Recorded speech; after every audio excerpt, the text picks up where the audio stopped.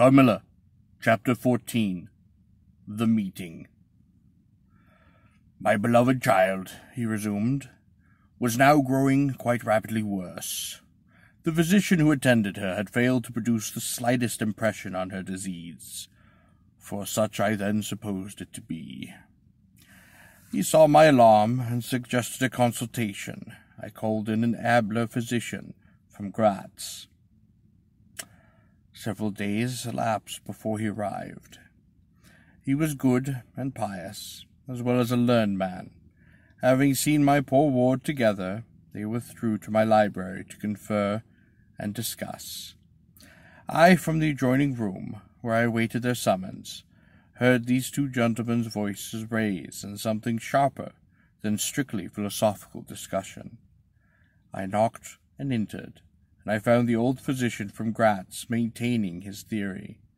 His rival was combating it with undisguised ridicule, accompanied with bursts of laughter. This unseemly manifestation subsided, and the altercation ended on my entrance.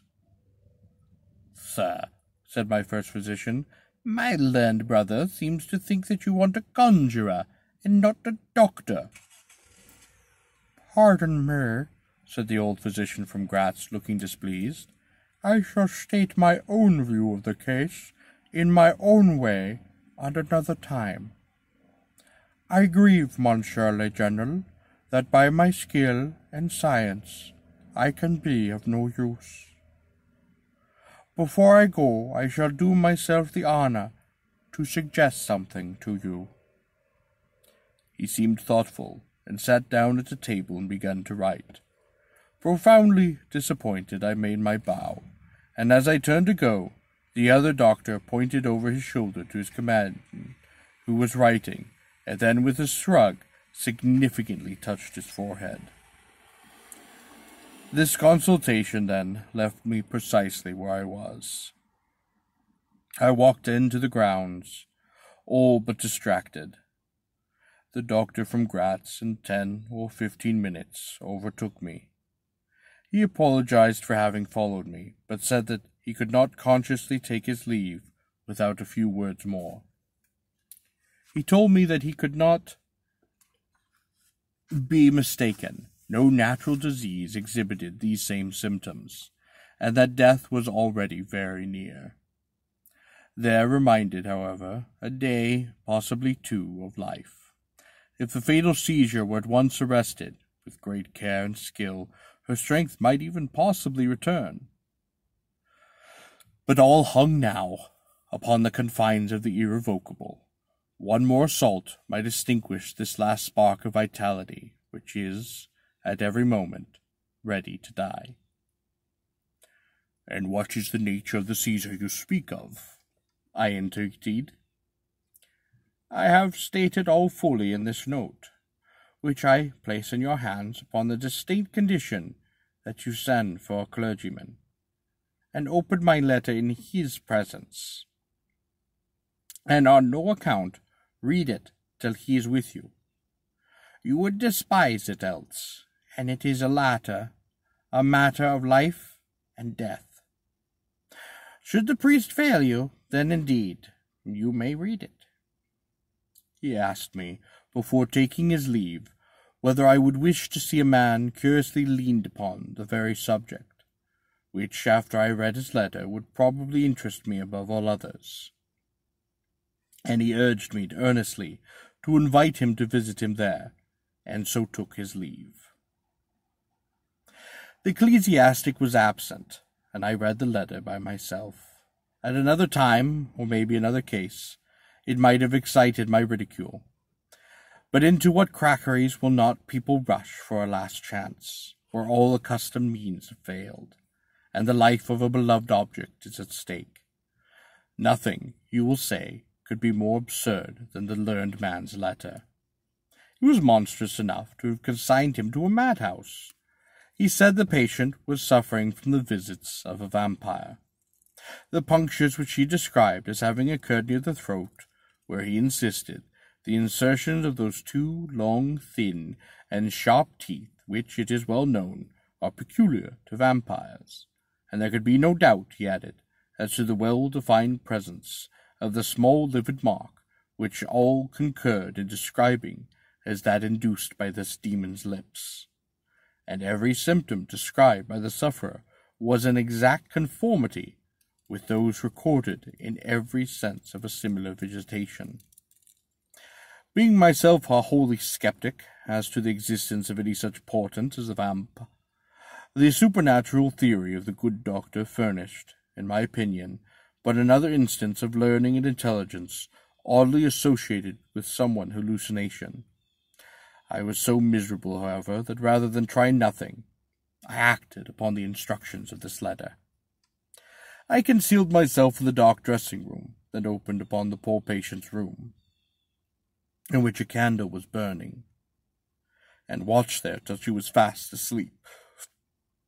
I stood at the door, peeping through the small crevice, my sword laid on the table beside me as my directions prescribed, until a little after 1 I saw a large black object, very ill-defined, crawl, as it seemed to me, over the foot of the bed, and swiftly spread itself up to the poor girl's throat, where it swelled, in a moment, into a great palpitating mass.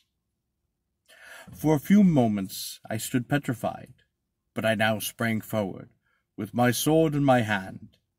The black creature suddenly contracted towards the foot of the bed, glided over it, and standing on the floor about a yard below the foot of the bed, with a glare of skulking ferocity and horror mixed upon me, I saw Millarca.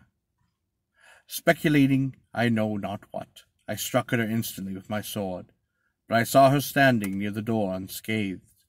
Horrified, I pursued and struck at her again, but she was gone, and my sword flew to shivers against the door. I can't describe to you all what passed on that horrible night. The whole house was up and stirring. The spectre of Millarca was gone, but her victim was sinking fast. Before morning dawned, she had died. The old general was agitated. We did not speak to him. My father walked some little distance and began reading the inscriptions on tombstones, and thus occupied he strolled into the door of a side chapel to prosecute his researches. The general leaned against the wall. He dried his eyes and sighed heavily. I was relieved on hearing the voices of Carmilla and Madame, who were at the moment approaching, but the voices died away. In this solitude, having just listened to so strange a story, connected as it was with the great and titled dead, whose monuments were mouldering among the desks and ivy round us, and every incident of such bore so awfully upon my own mysterious case, in this haunted spot, darkened by the towering foliage that rose on every side, dense and high above its noiseless walls, a horror began to steal over me, and my heart sank as I thought that my friends were, after all, not about to enter and disturb this triste and ominous scene. The old general's eyes were fixed on the ground, as he leaned with his hands upon the basement of a shattered monument. Under a narrow arched doorway, surmounted by one of those demonic grotesques in which the cynical and ghastly fancy of old Gothic carving delights, I saw very gladly the beautiful face and figure of Carmilla enter the shadowy chapel. I was just about to rise and speak and nod, smiling, in answer to a peculiarly engaging smile, when with a cry the old man by my side caught up the woodsman's hatchet and started forward. On seeing him, a brutalized change came over her features. It was instantaneous and horrific transformation, as she made a crouching step backwards, and before I could utter a scream, he struck at her with all his force. But she dived under his blow, and unscathed caught him in her tiny grasp by the wrist. He struggled for a moment to release his arm, but his hand opened, the axe fell to the ground, and the girl was gone. He staggered against the wall, his grey hair stood upon his head, and a moisture shone over his face, as if he were at the point of death. The frightful scene had passed in but a moment. The first thing I recollect after is Madame standing before me, and impatiently repeating again and again the question, "Where is Mademoiselle Carmilla?" I answered at length, I don't know. I can't tell. She went there, and I pointed to the door through which Madame had just entered. Only a minute or two since. I have been standing there, in the passage, ever since Mademoiselle Carmilla entered. She did not return. She began to go round calling Carmilla, through every door and passage, and from the windows, but no answer came. She called herself Carmilla? Asked the general, still agitated. Carmilla, yes, I answered. Aye. That is Milka. That is the same person who long ago was called Mircalla, Countess Karnstein. Depart from this accursed ground, my poor child, as quickly as you can. Drive to the clergyman's house, and stay there till we come. Begone. May you never behold Carmilla more. You will not find her here.